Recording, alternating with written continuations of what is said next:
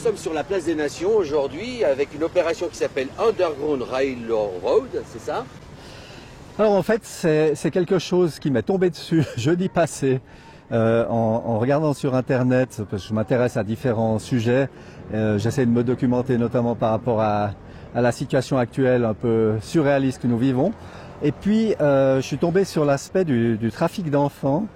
Il semble que l'administration américaine est à fond dans le sens enfin, le trafic de personnes. C'est là que je suis tombé sur le site de l'opération Underground Railroad, que je connaissais pas du tout, et qui parlait de la journée du 30 juillet comme étant la journée contre le trafic de personnes, et qu'il dédiait spécifiquement ou spécialement aux enfants, parce qu'eux s'occupent surtout d'enfants. Alors c'est comme ça que j'ai vu que cette journée existait en fait depuis 2014, donc on était à la 7e, et que je n'en avais jamais entendu parler. Et je me suis dit, mais est-ce qu'il ne faudrait pas quand même se bouger un peu, parce que c'est quand même un sujet extrêmement important.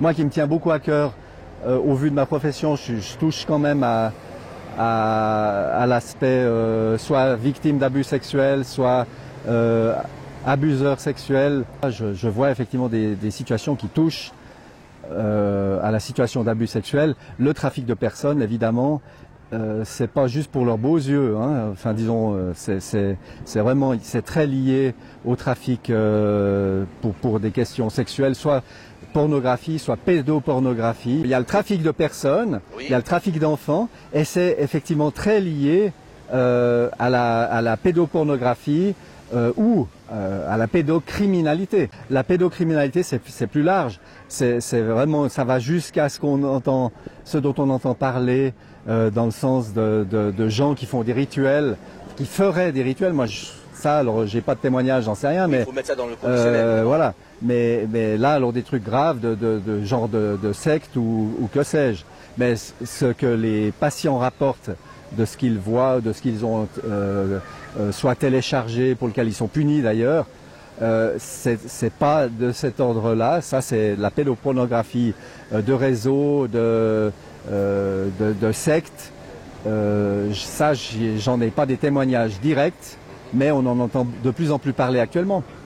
Pourquoi on ne les citerait pas? Après, ça t'engage que toi. Ben oui, si on a le courage de les citer, c'est plus percutant. Il suffit de citer l'affaire Jeffrey Epstein, qui est de notoriété publique, qui a recruté dans des réseaux pédocriminels dans le monde entier, qui circulaient dans tous les continents, qui avait une ligne aérienne, le Lolita Express des États-Unis vers son île au large des États-Unis. Et c'est de notoriété publique que beaucoup de grands de ce monde, de la famille royale d'Angleterre, des familles très influentes en Suisse, en France, dans le monde entier, c'est tout un système mafieux d'exploitation du sexe, d'exploitation de la pédocriminalité, d'exploitation des pulsions les plus basses, dans ce cas-là de l'espèce humaine, en faisant du chantage, en filmant les personnalités dans des positions scabreuses pour exercer leur pouvoir et influencer par le chantage toutes les pyramides de pouvoir dans le monde. C'est de notoriété publique. Il n'y a aucun scrupule à le dire. Le type est mort en prison, soi-disant suicidé, probablement tué. Ghislaine Maxwell, la fille du grand magnat de la presse Maxwell, est maintenant en jugement. Je crois qu'il n'y a aucun doute à avoir. D'ailleurs, on a même découvert ici, grâce à certains informateurs bien placés, que le système est pratiqué notoirement dans des cabinets d'hypnose où les cadres stressés viennent se faire soigner par des méthodes hypnotiques, et quand ils sont sous hypnose, on leur dit de se foutre à poil, et quand ils sont tout nus, on leur met dans les bras ou près d'eux des petits garçons, des petites filles, on les filme, et même s'ils ne sont pas passés à l'action sexuelle, ils croient qu'ils sont pédocriminels, et ensuite on peut les tenir comme ça. Et moi, je vais même plus loin. Si le Conseil fédéral, à sa majorité, en tout cas 4 sur 3, sont pour l'abaissement de l'âge sexuel des enfants de 12 ans, si c'est pas 10 ans, c'est que très probablement, nos élites en Suisse sont sous chantage pédocriminel. J'ai aucun scrupule à le dire. C'est une hypothèse, et cette hypothèse est sérieusement corroborée par nombreux faits. Et c'est très bizarre que la pédocriminalité, notamment en Suisse et en France, n'est pas pourchassée comme elle le devrait. L'opération Genesis, par exemple, exemple, les États-Unis nous ont remis des milliers de noms en Suisse de réseaux pédocriminels. La montagne a accouché de souris, c'est qu'ils sont protégés par le système judiciaire dans de nombreux cantons, et je trouve ça inadmissible. Raison de plus pour dire que les affaires Dutroux ou les affaires Outreau, qui sont d'ailleurs sémantiquement exprès probablement mélangées, c'est de la poudre aux yeux et on dit qu'il n'y a pas de réseau pédocriminel, mais c'est la tarte à la crème. L'affaire Yann Lopez à Genève démontre qu'il y a eu plusieurs réseaux pédocriminels à l'intérieur même de la radio-télévision suisse romande. C'est prouvé, il y a eu des jugements, les gens sont enfuis à Haïti comme par hasard où il y a beaucoup d'enfants à disposition. Bon, c'est pas anodin, si on est ici sur la place des Nations, je suppose qu'il y a quelque chose à en retirer pour être sur cet endroit. Alors la Providence fait bien les choses. Aujourd'hui, c'est la fête, non seulement le 7e anniversaire donc, de cette action pour protéger le trafic, surtout des enfants, mais en plus, c'est la journée mondiale de l'amitié. L'amitié. Alors l'amitié en grec, ça s'appelle philia. Et comme par hasard, il y a un mélange, une collision entre la journée de l'amitié, philia, et pédo, qui sont les enfants. Pédophilia, pédophilie. Moi, je ne parle pas de pédophilie, je parle de pédocriminalité. Et probablement qu'il y a une collision entre ces deux journées déclarées par l'ONU.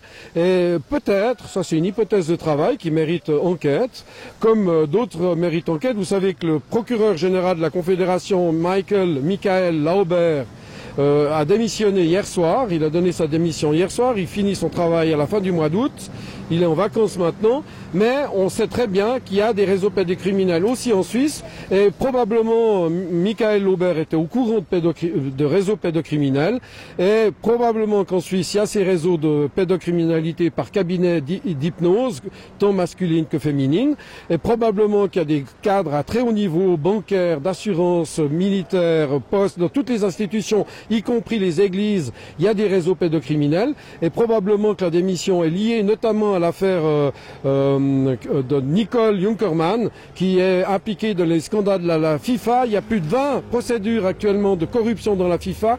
Comme par hasard, c'est elle qui a fait disparaître son nom des sociétés suisses qui gèrent les droits de transmission de la FIFA au niveau mondial. Donc elle a ôté son nom, c'est quasiment un aveu qu'elle est impliquée là-dedans. C'est la même qui gérait le réseau pédocriminel de Jeffrey Epstein, qui était l'officier traitant de Jeffrey Epstein, de Ghislaine Maxwell. C'est la même qui est aussi impliquée dans les réseaux de satellites, de télécommunications au niveau mondial, où on nous impose 60 000, 70 000 satellites sur nos têtes. Il y a des conjonctions un peu étranges entre la FIFA, la corruption, Michel Lauber, le sport, la corruption, la pédocriminalité, Jeffrey Epstein. Parce que comme par hasard, la même Nicole Junkermann est derrière toutes les applications par la société Carbine 911, donc Carbine 911 aux États-Unis. On mettra le lien, évidemment. Et c'est justement cette application qui est sous-jacente à SwissCovid, qui est donc un espion dans la poche de toutes les... Alors on dit que c'est volontaire, qu'on n'est pas obligé de l'installer, mais on sait très bien que soi-disant leur opération complètement ouverte, open au niveau software, c'est pas du tout ouvert, parce que dessous, il y a des boîtes noires qui appartiennent à Google, qui appartiennent à Alphabet, qui appartiennent à Apple, et c'est des trucs secrets qui sont justement en liaison avec ces applications Covid mondiales qui permettent d'espionner toute notre vie privée, non seulement privée mais médicale. Donc tout est lié, et comme par hasard, les noms Nicole Junkermann et tous ces sbires qui sont autour d'elle disparaissent des registres du commerce. Nous en avons les preuves, il suffit de nous les demander. Moi, j'ai le sentiment personnellement de voir les choses s'accélérer ces derniers mois. Oui. Toi, ça fait déjà un certain temps. Et donc d'autres lanceurs d'alerte comme Stan Mayo, que tu pourras aussi nous parler, nous citer, évidemment. J'ai envie que tu nous parles de ça aussi. Alors, je vais vous donner une image. Je diffuse une image sur Internet. On manipule la marionnette Covid sans arrêt. On fait peur aux gens alors qu'il n'y a quasiment rien. C'est une grosse grippe, il y a moins de morts cette année que les 8 années précédentes. Donc Covid, pour cacher l'éléphant, excuse-moi Dominique, c'est pas toi l'éléphant, mais un éléphant colossal qu'est la pédocriminalité. Oui, oui. Et parmi les lanceurs d'alerte, on traite quand même le Covid, mais ce qui est le plus important, c'est l'éléphant gigantesque qui est dans le salon que personne ne veut voir, qui est la pédocriminalité. On veut effacer l'affaire Jeffrey Epstein, on veut effacer le fait que Stan Mayo en France est enfermé de manière illégale, de manière grotesque, de manière atroce dans une prison privée. Hein, on enferme donc les vrais lanceurs d'alerte qui parlent des vrais problèmes et on gesticule avec une marionnette Covid, Covid, Covid, qui est une fausse marionnette. Les hôpitaux sont vides. On nous fabrique des cas avec des tests complètement farfelus qui sont pleins de faux positifs. On fait peur aux gens. Attention, le Covid, le Covid, le Covid. On bloque la civilisation. On met en faillite les PME. On provoque des chômeurs. On provoque des drames, des divorces, des pétages de plomb, des problèmes psychiatriques. À Covid, Covid, Covid. Mais on parle pas du vrai problème qu'est le problème d'aujourd'hui, la pédophilie, la pédocriminalité, la journée de l'amitié, qui est en liaison avec la journée des trafics humains. Et les gens, ils sont là avec le masque sur les yeux, sur la bouche, sur les oreilles. C'est les 4 petits singes avec le nouveau le masque qu'on met sur la bouche. La muselière. Ou pire que la muselière, le bâillon. Hein. On ne peut plus rien dire. Alors dès le début, c'est une pandémie. On sait que c'était organisé, on sait que ça a été planifié, on connaît le nom de l'opération, on sait que derrière il y a Bill Gates, il y a Soros, il y a le Gavi, il y a toutes les élites franc-maçonnes de sociétés secrètes mondiales qui se sont mises, notamment à Davos, au Bilderberg, dans des grands cénacles internationaux, pour nous planifier la pandémie qui est organisée par l'Event 201. Donc en fait c'est l'Event 21 parce qu'il prépare le 21, l'année 21, dans lequel il prévoit le grand reset, le grand réalignement mondial, économique, social, politique. Ils veulent prendre tous les pouvoirs. Les forces obscures, ils se cachent même pas. Tout est là, ouvert. Il suffit de chercher, on trouve la vérité. Incroyable. Donc voilà, quand vous voyez quelque chose black, black, black, excusez-moi, je parle pas des gens de couleur, je parle des organisations, des structures, des sociétés, des archétypes mentaux dans les films, etc. Tout ça, c'est planifié. Ce que je pense important qu'on sache, c'est que il y a effectivement du trafic de personnes, mais surtout du trafic d'enfants, des gens qui sont mis en esclavage. C'est le terme vraiment qu'on peut employer pour servir d'objet, à tout, servir à tout, que ce soit au plus simple, ce que je connais en Haïti, puisque mon épouse est haïtienne, ils sont mis en domesticité pour servir de gentils domestiques, mais là on parle d'autre chose, de nouveau des aspects sexuels. Et puis il faut savoir quand même que avec l'histoire de cette pandémie, d'après ce que disent les gens de l'opération Underground Railroad, il y a eu une explosion du trafic de personnes, du trafic d'enfants, parce que les enfants sont laissés à eux-mêmes. Évidemment, ils sont sur des tablettes, sur des téléphones et autres, et ils sont la proie beaucoup plus facile des prédateurs. Et donc il y a eu apparemment une explosion de ce trafic avec le confinement. Alors moi j'en sais rien personnellement, mais c'est ce que j'ai pu voir. Et donc avec aussi quand même des enlèvements apparemment. Alors cette opération, ils ont sauvé. Ça fait donc depuis 2013 que ça a été fondé. Et il a été touché par l'histoire d'un père qui avait perdu son fils de 3-4 ans, qui avait été enlevé et qui avait écrit sur Internet. Et il a connu cette histoire et il en était très touché. Il a rencontré ce père et il lui a promis qu'il libérerait son fils. Mais quand il est retourné aux États-Unis, eh bien son chef lui a dit: écoute, c'est pas dans notre juridiction, on peut rien faire. Haïti, c'est pas les États-Unis. Et ce qui fait qu'il a décidé de fonder cette association, donc Opération Underground Railroad, pour pouvoir honorer sa promesse. C'est en 2013. Ils ont réussi à retrouver le petit garçon en l'occurrence. Ouais. Si vous allez sur le site internet, vous verrez le témoignage. Et depuis lors, ils ont sauvé 3800 enfants. C'est ce qu'ils indiquent. Là, je vois Opération 2019. Je ne sais pas si on arrive à le montrer à la caméra. Il y a plein d'opérations. Un échantillon de sauvetage et des missions qui ont été achevées et en cours actuellement. Je vais essayer de vous le montrer. Voilà, c'est quand même pas rien, quoi. La rive ouverte du Cambodge, 4 sauvés, 2 arrêtés. Opération 1000 agro-républicaine dominicaine, 1 sauvé, 0 arrêté. Opération Toussaint à Haïti, 6 sauvés, 12 arrêtés. Ça fait quand même son fruit là-bas. À Nagar en Inde, 2 sauvés, 2 arrêtés. On sait combien l'Inde, c'est chaud là-bas. Et puis voilà, les gens voient sur cette liste qui n'est qu'une petite liste apparemment. Pour faire connaître et puis faire connaître aussi le fait qu'il y a du trafic de personnes et qu'il s'agit qu'on y mette un terme. Du trafic de personnes, trafic d'enfants, et qu'il s'agit vraiment qu'on y mette un terme et qu'on arrête de plaisanter à ce sujet. Personnellement, j'ai vraiment l'impression dans mon travail qu'on s'attaque, si on veut, aux petits dealers ou aux consommateurs. Mais ceux qui fabriquent les films, ceux qui trafiquent vraiment avec les enfants, ceux-là sont jamais inquiétés. Et ça commence à me révolter. Parce que quand je vois mes patients, alors on nous fait croire qu'on s'occupe du problème, on les met en prison, des grands-pères qui ont touché leur petite fille, oui, je vais pas le banaliser, mais on les met en prison, parfois pendant plusieurs années. Mais par contre, les dealers, ceux qui fabriquent les films, ceux qui trafiquent vraiment les enfants, aussi apparemment pour prendre des organes, hein. Il y a du trafic. Oui, il y a ça aussi, oui. Oui. Eh bien là, j'ai pas l'impression qu'il y a beaucoup d'opérations. Enfin, si maintenant aux États-Unis, avec Trump, il semble que ça bouge vraiment.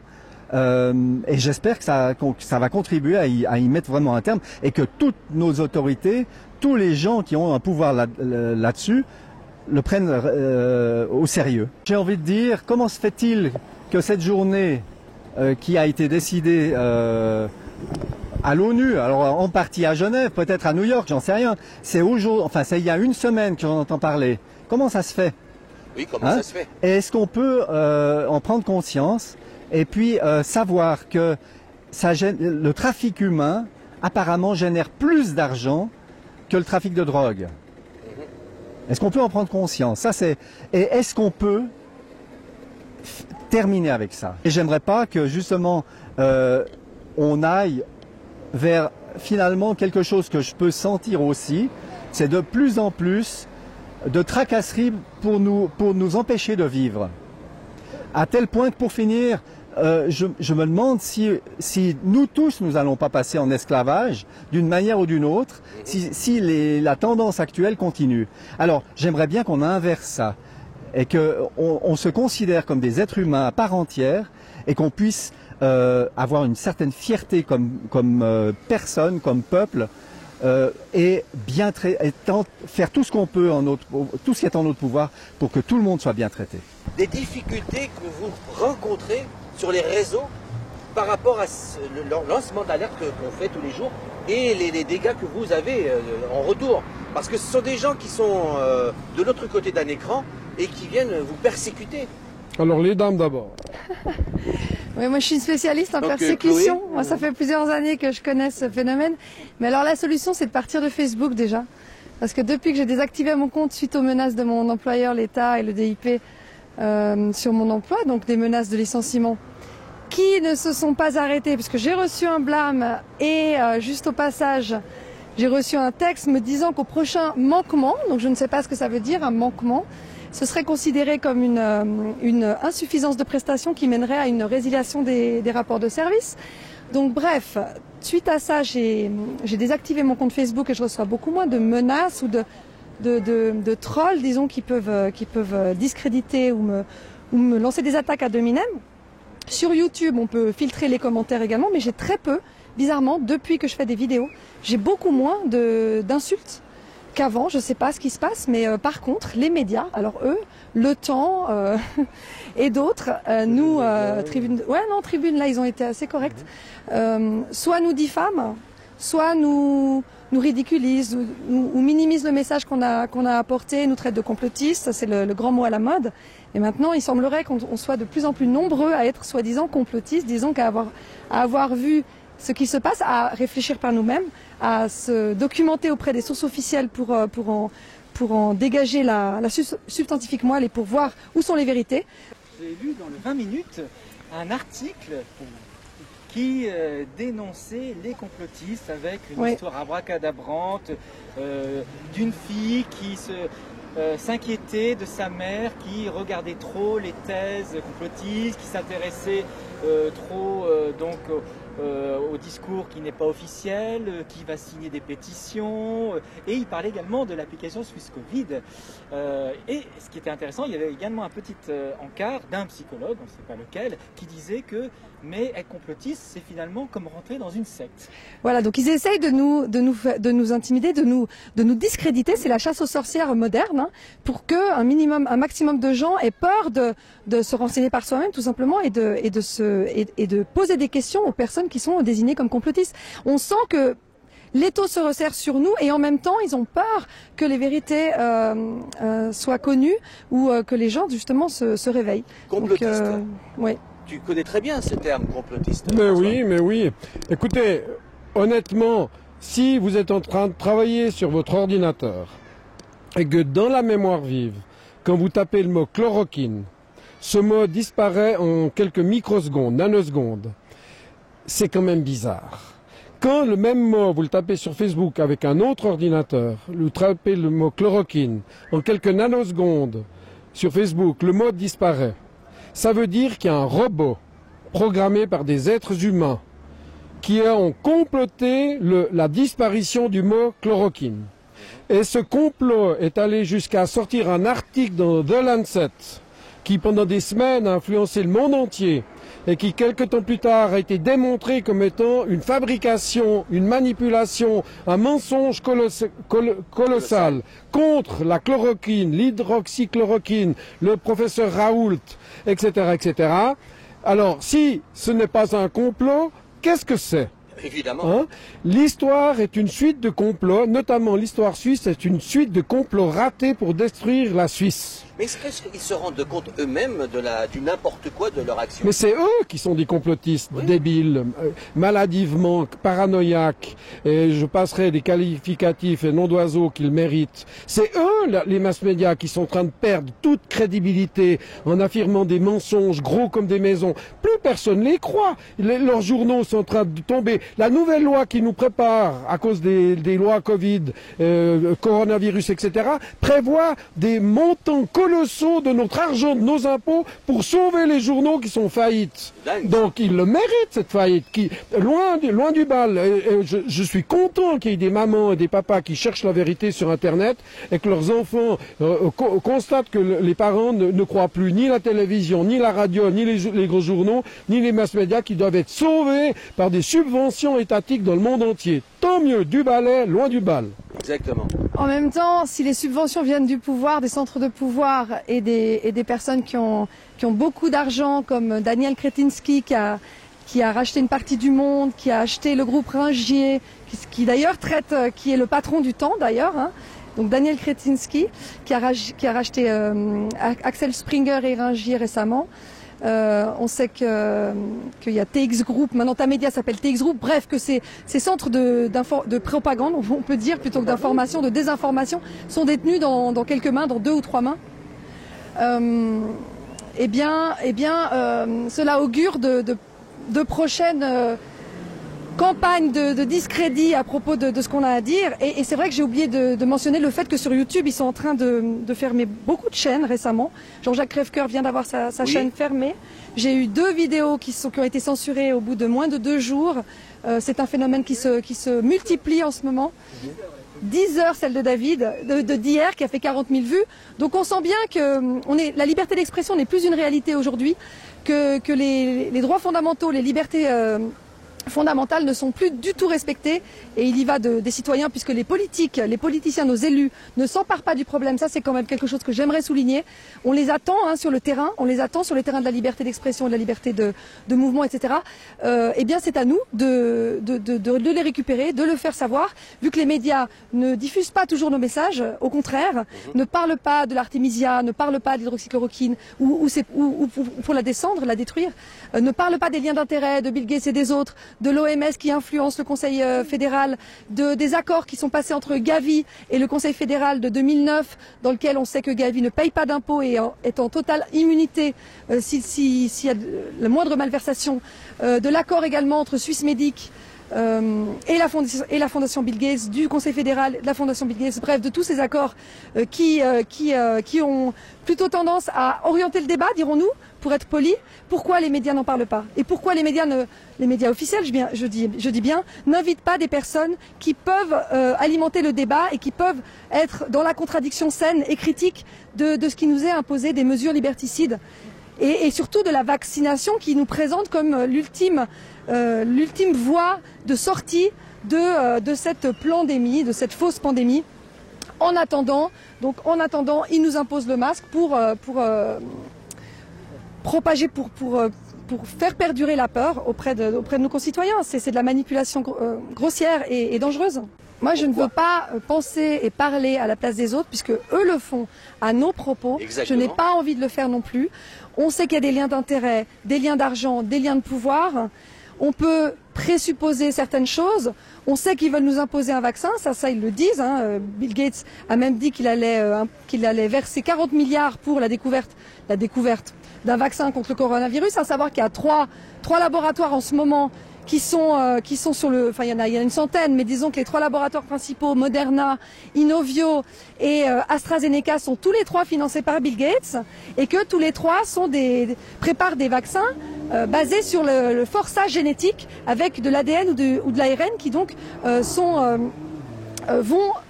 pour ambition de changer notre code génétique quand même. Le tronc, c'est Bill Gates. C'est l'un des troncs, c'est le tronc visible. Mais on sait très bien que derrière, il y a aussi d'autres personnes. Ils assimilent le racisme... Ah oui, les sectes, c'est vrai. Ça, c'est revenu à la mode, hein, parce que ça faisait un moment qu'on n'en avait pas entendu parler. J'ai même entendu de l'homophobie. Alors, je ne vois pas le rapport. Moi non plus. De nouveau, c'est des termes qui sont associés alors qu'il n'y a aucune espèce de rapport entre tout ça. C'est des amalgames qui sont faits gratuitement pour nous discréditer aux yeux du grand public qui ne s'est pas renseigné. C'est comme ça qu'ils réussissent à faire taire les voix dissidentes. C'est incroyable.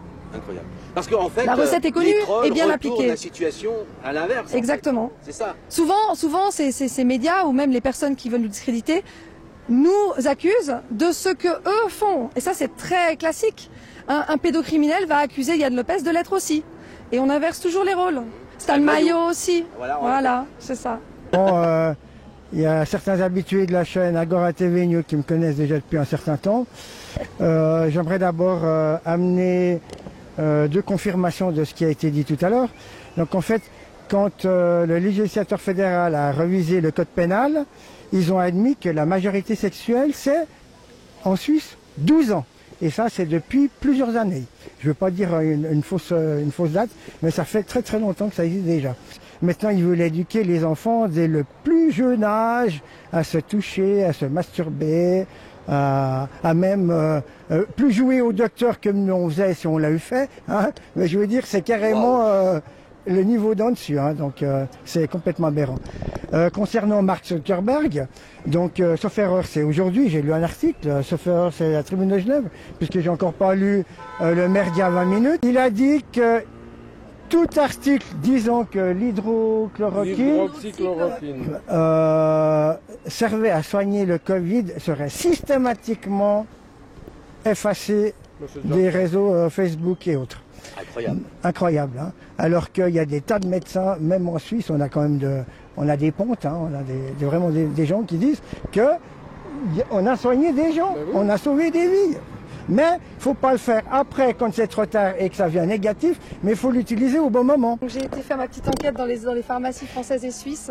Donc en France, je l'ai demandé, est-ce qu'on peut se procurer, est-ce qu'on peut avoir de l'hydroxychloroquine pour soigner le Covid? Interdit. Interdit. Pour les autres maladies, le lupus et d'autres maladies, c'est ok, mais pour le Covid-19, impossible. Pareil, donc en Suisse, hier j'ai encore été dans une pharmacie là où on même avec les référendums. Pas possible, c'est interdit. Ils ont reçu un message, ils ont reçu une directive qui les empêche de donner, de vendre de l'hydroxychloroquine pour le Covid. Ça vient d'Agnès Buzyn, si je ne me trompe. Oui, alors jolie allitération. Oui, ça c'est français. Agnès Buzyn, si je ne m'abuse. Oui, effectivement, bon, c'était la responsable en chef. Hein. Et maintenant, elle a été remplacée par Olivier Véran qui continue le travail. Mais le 13 janvier, en France, interdiction de vendre un médicament qui existe depuis 70 ans et qui soigne et qui guérit notamment du paludisme et d'autres pathologies. Sans prescription en France, prescription en Suisse, mais maintenant interdit à la vente. Incroyable. Bien. Grand débat aussi sur l'Artemisia annua, bien sûr. Donc pareil, elle guérit le paludisme, la malaria en Afrique depuis des décennies, depuis des siècles à mon avis. Et l'OMS n'a toujours pas fait l'enquête, l'étude qu'elle promet Elle dit que pas l'enquête, l'étude est en cours, mais ça fait combien d'années que l'étude est en cours? Par contre, alors pour le remdesivir de Gilead, il n'y a pas eu besoin d'études. Ah bah oui, parce que ça rapporte. Pas de problème. Alors que c'est toxique. Alors que c'est toxique, mais l'artémisia, apparemment, une plante gratuit. Qui est gratuite et inoffensive, serait un danger pour l'être humain. Donc c'est à n'y rien comprendre, à moins qu'on y voit des intérêts financiers, etc. encore, comme d'habitude. Le trafic d'enfants, c'est pas forcément le trafic d'enfants qu'on cite sur les panneaux qu'il y a là, mais du moment que vous déplacez un enfant d'un lieu de façon illégale pour aucune raison valable pour le placer ailleurs, c'est du trafic d'enfants. Ce trafic d'enfants-là, c'est uniquement une question de fric. C'est pas là pour protéger l'enfant. Est-ce que tu peux développer ça? Alors, parce que je vais ça serait développer. bien de dire à nos spectateurs comment ça fonctionne. Je m'adresse ces systèmes pécuniaires. Alors, je m'adresse aux collaborateurs du SPMI, monsieur Manolo Caviezel, qui en fait tire toutes les ficelles, nous a écrit l'autre jour parce qu'on a demandé à avoir un entretien, mais ils ne répondent pas sur les questions qu'on pose. Cette lettre de réponse ne satisfait pas à ce qu'on a demandé. On a demandé à avoir un entretien avec le directeur pour justement se plaindre du mauvais comportement du chef de groupe qui, en guillemets, surveille ou pique le travail du tuteur de l'enfant Enzo. Alors, qu'est-ce qu'ils ont dit? Ils ont dit, en effet, la famille d'accueil peut se faire accompagner par 3 personnes. C'est dans la loi, c'est la LPA genevoise, article 9, alinéa 4.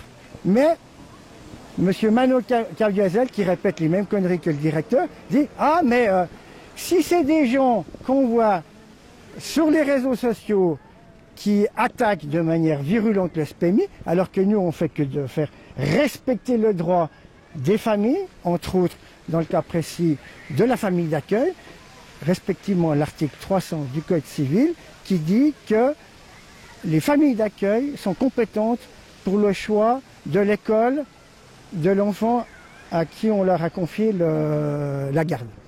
Puis ils ne veulent pas qu'on décide à leur place. Ils veulent tirer toutes les ficelles. Il y a un commerce. Un enfant placé à Genève, je l'ai déjà dit une fois, c'est probablement maintenant plus de 500 francs par jour par enfant. Il y aurait une autre alternative, c'est de développer les familles d'accueil, Au mieux, oui. des vraies familles. C'est-à-dire, grand-mère, par exemple. Non, des familles qui ont déjà des enfants légitimes, et puis on vient rajouter un enfant qui vient de l'extérieur. Et ça coûte très bon marché. Ça. Mais non, ça fait pas tourner la machine. Oui, donc on disait tous les acteurs qui sont autour des enfants placés, évidemment, qui ont été retirés de leur famille parfois. C'est le cas du petit Enzo avec sa grand-mère qui est amplement capable de s'occuper de son petit-fils, qui en souffre énormément. Et donc là où je voulais attirer ton attention, c'est tous ces acteurs, combien que ça coûte. Parce qu'en fait, c'est là où est la problématique, c'est que c'est un peu vicieux, c'est du pécunier, ils gagnent bien leur vie en plaçant des enfants, parce que c'est leur gagne-pain en quelque sorte, voilà. Ouais, c'est même pire que ça. Eh ben on t'écoute. Alors en fait, il faut couper en deux.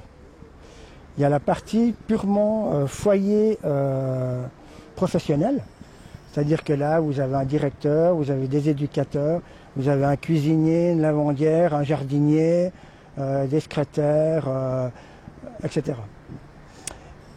Ça, théoriquement, ça devrait coûter environ 500 francs par jour, par enfant. Puisqu'on est là pour se plaindre qu'un des collaborateurs, respectivement un chef de groupe, ignore totalement la loi, respectivement les droits de la famille d'accueil, entre autres la grand-mère de Enzo, le fameux article 300 qui dit que c'est la famille d'accueil qui connaît le mieux l'enfant puisqu'il vit avec.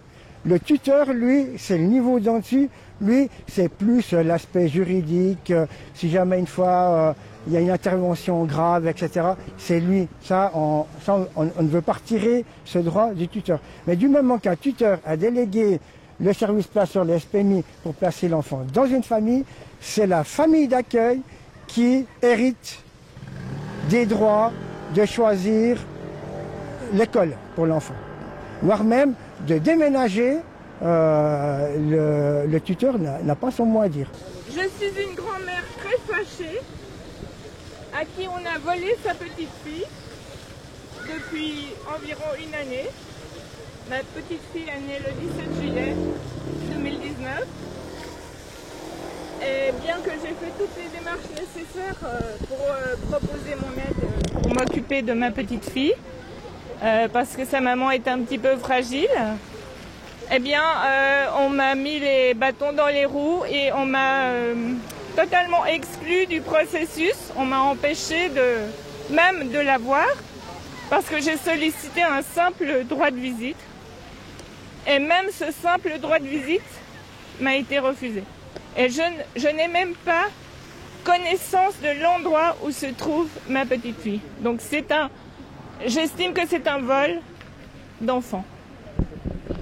C'est légitime. C'est une atteinte directe aux droits d'abord de l'enfant, de la mère, de la famille, de la société dans son ensemble. Le souci évidemment de ne pas savoir ce qui se passe pour ce bébé qui a juste une année, pour cette petite fille dont je ne sais pas comment elle est traitée, dans quelle famille elle se trouve, comment elle va, quelle est sa santé. C'est quelque chose d'absolument insupportable. Aberrant, c'est aberrant. C'est non seulement aberrant, mais absolument scandaleux et inacceptable. Je voulais juste rajouter une chose très importante, c'est que les enfants qui sont délivrés par opération Underground Railroad, ils ne font pas que les délivrer, ils s'en occupent ensuite dans le sens de leur retrouver leur famille. Sauf si évidemment ils ont été vendus par la famille, à ce moment-là ils essayent de leur trouver des familles d'accueil. Et en plus, ils leur demandent qui souhaites-tu devenir? De quoi rêves-tu d'être quand tu seras grand, quand tu seras adulte? Et ils leur trouvent les meilleures écoles pour leur permettre d'accéder à leurs rêves en fonction évidemment de leurs capacités, de leurs compétences. Et ça, je trouve assez fantastique. C'est merveilleux. C'est comment faire que ces enfants, ces jeunes redeviennent ou deviennent des personnes. Redeviennent des personnes, c'est fort ce que tu dis. Redeviennent des personnes. C'est vraiment très... Alors, je trouve que c'est une association à soutenir. Évidemment, ils ont besoin d'argent pour leurs opérations secrètes. Alors, renseignez-vous. Opération Underground Railroad. Un mot de la fin, tu disais voilà, que tu venais prendre connaissance de tous ces faits. On se rend compte avec tous ces divers témoignages que nous avons eus que ça ne s'arrête pas que à la pédocriminalité ou la pédopornographie. Non, bien sûr. C'est bien d'autres choses, une organisation, une vraie organisation pécuniaire pour gagner de l'argent. Oui. C'est finalement une mafia. Une mafia. Comme une autre, sauf qu'on n'en entendait pas parler. Mais pour moi, c'est vraiment un système mafieux du même style, d'après ce que j'ai pu comprendre.